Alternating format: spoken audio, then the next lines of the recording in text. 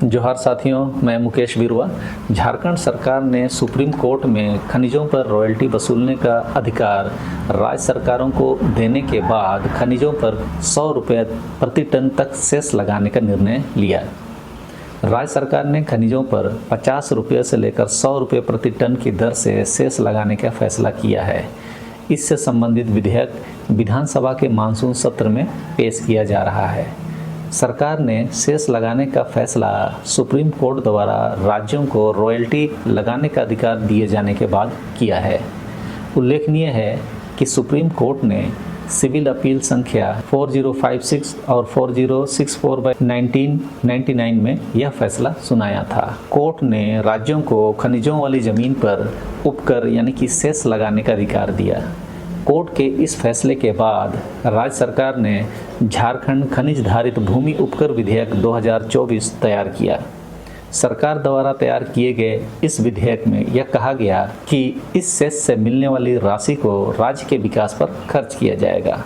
Cess की राशि स्वास्थ्य, शिक्षा, सामाजिक सुरक्षा से जुड़ी सेवाएं, कृषि, ग्रामीण आधारभूत संरचना, पेयजल स्वच्छता सहित अन्य प्रकार की सेवाओं पर खर्च की जाएगी। सेस की राशि खान भूतत्व विभाग के माध्यम से वसूली जाएगी। सरकार द्वारा बनाए जाने वाले इस कानून के तहत किए गए किसी भी काम को हाई कोर्ट या सुप्रीम कोर्ट में ही चुनौती दी जा सकेगी। इसके अतिरिक्त किसी न्यायालय में इस पर विचार नहीं किया जा सकेगा। विधेयक में सरकार द्वारा सेस को कम करने या माफ़ करने का भी प्रावधान किया गया है। इसे कहते हैं मौके पर चौका। हेमंत सोरेन ने बिना समय गंवाए झारखंड की ज़मीन पर पाए जाने वाले खनिजों पर सेस लगाने का निर्णय लेकर एक बड़ा कदम झारखंड के हित में लिया है। यदि सही में खनिजों पर बिना भ्रष्टाचार के रॉयल्टी का संग्रह किया जाएगा तो उम्मीद है कि झारखंड में अच्छी खासी रकम जमा हो जाएगी। लेकिन इस विधेयक में सेस को माफ़ करने का प्रावधान जैसे प्रावधानों को नहीं रखने से शक की गुंजाइश कम हो जाती, क्योंकि मोदी सरकार जैसे कोई अपना उद्योगपति होगा तो उसका सेस ये सब माफ़ कर रहे हैं, तो यहाँ पर भी वैसा प्रयोग होगा तो वो सही नहीं होगा। कहने का मतलब झारखंडियों ने सदियों से यहाँ के जल, जंगल और ज़मीन को हमारी पीढ़ियों के लिए संरक्षित रखा, प्राकृतिक रूप से उसका उपयोग किया। यह तो आधुनिक ज़माना है जब इसका व्यवसायीकरण हुआ और आज उन खनिजों का अवशोषण बड़ी तेज़ी से हो रहा है।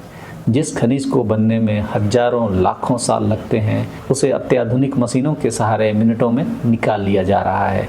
खनिजों के दोहन के कारण जंगलों का सफाया हो रहा है। एक तो खनन के कारण और दूसरा खनन करने वाले लोगों के लिए रहने के लिए जगह बनाने के कारण जंगलों को साफ किया जा रहा है। यह बड़ा दुर्भाग्यपूर्ण है कि कागज़ों में हम सस्टेनेबल डेवलपमेंट की बात खूब करते हैं, लेकिन सस्टेनेबिलिटी कैसे रह सकती है यह सोचने का काम सरकारों पर और नागरिकों पर छोड़ दिया जाता है और पूंजीपति अपना काम बेरोक टोक जंगलों को तबाह करके करते रहते हैं। जितना नुकसान प्रकृति को खनन परियोजनाओं से होता है उसकी तुलना में यह राशि नगण्य है। इन जंगलों के साथ प्रकृति की पूरी जैव विविधता को ये लोग नष्ट कर देते हैं, जो दोबारा कभी नहीं उग पाते। इन सब पे मैंने अलग से कई वीडियो बनाए हैं, आप देख लीजिएगा। इस समय के लिए कहते हैं कुछ नहीं से तो कुछ ही सही अच्छा है। झारखंड खनिज संपदा से भरा पड़ा है, लेकिन इससे संबंधित जो कानून है वह अभी तक सिर्फ शोषण करने के लिए बना है।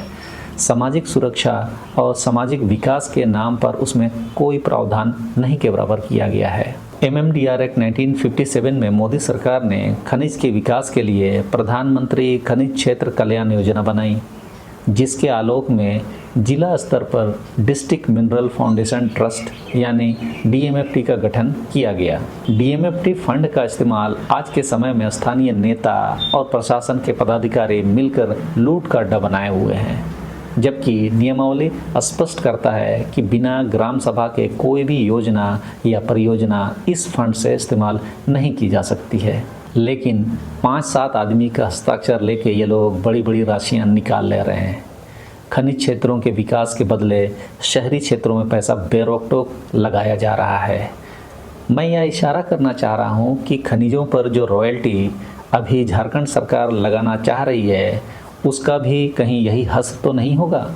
रॉयल्टी लगाना अच्छी बात है, लेकिन वास्तव में झारखंडी जनता का भला करना है तो ईमानदारी से काम करना होगा। फिर भी जो हालात मोदी सरकार ने करके रखा है उसमें उसके जबड़े से टुकड़ा छीन लेना भी कम बड़ी बात नहीं है। आप लोग झारखंड सरकार के इस नियम से होने वाली आय पर निगरानी रखें ताकि जिस मकसद से पैसा कलेक्शन होगा उस पर काम हो सके। चलिए इस वीडियो में इतना ही, अगले वीडियो में फिर मिलते हैं। सबको धन्यवाद। जोहार।